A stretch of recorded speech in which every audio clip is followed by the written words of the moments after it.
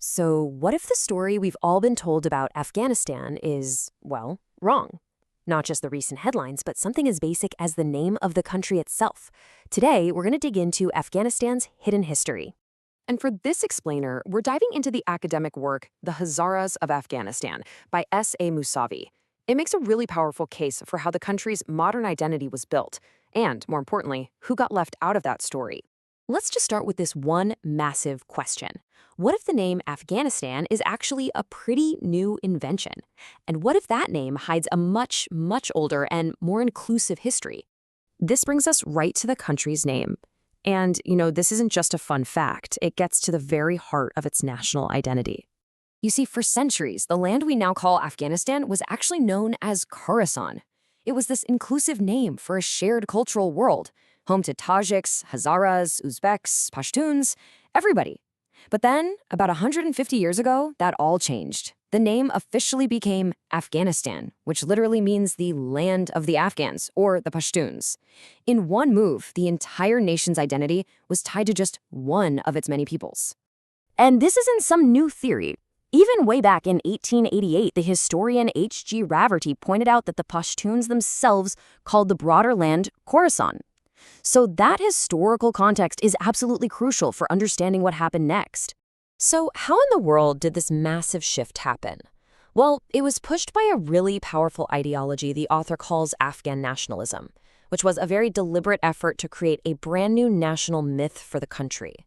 The author calls this ideology Pashtunism, and at its core, it's the belief in Pashtun supremacy, this idea that they have a divine right to rule over all the other ethnic groups.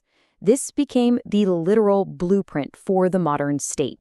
So how do you actually build a myth like that? Well, it was a pretty systematic process.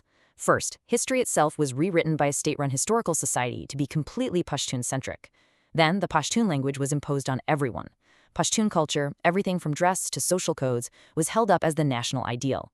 And finally, the histories and cultures of all the other groups were just systematically pushed aside, pretty much erasing them from the official story. Now, as you can imagine, this project of deliberately excluding people had profound and, frankly, devastating consequences for the rest of the population. By forcing one group's story onto everyone, it created what the author calls a deep national identity crisis. All of a sudden, most of the population found themselves living in a country where the official name, the official history, the official culture, it all felt foreign. They were basically made to feel like strangers in their own home. And just take a look at this. It really shows you just how diverse the country is.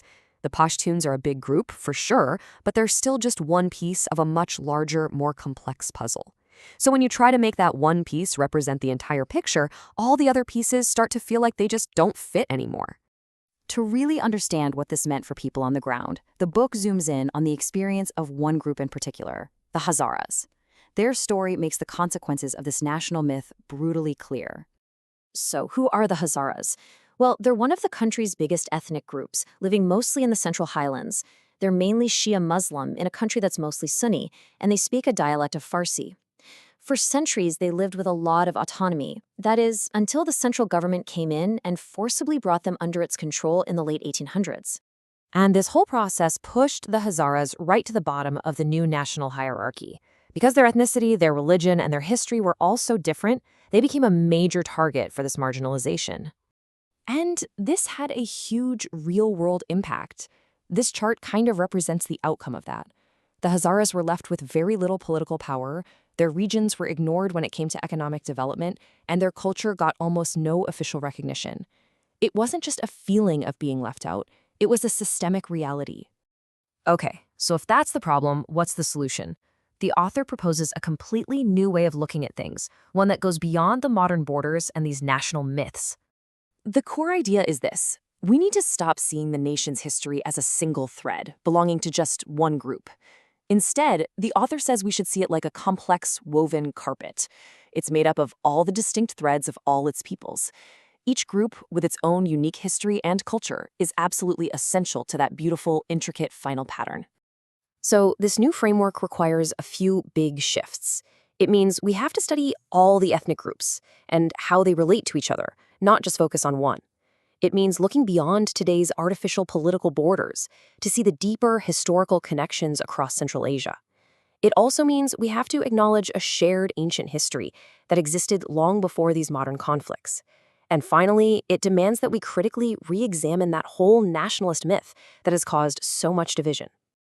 And that brings us to our final question, the one to really think about. When we uncover these hidden histories, when we finally see the entire complex carpet instead of just one single thread, how does that change the way we understand a country's present conflicts? And maybe more importantly, what new possibilities could it open up for its future?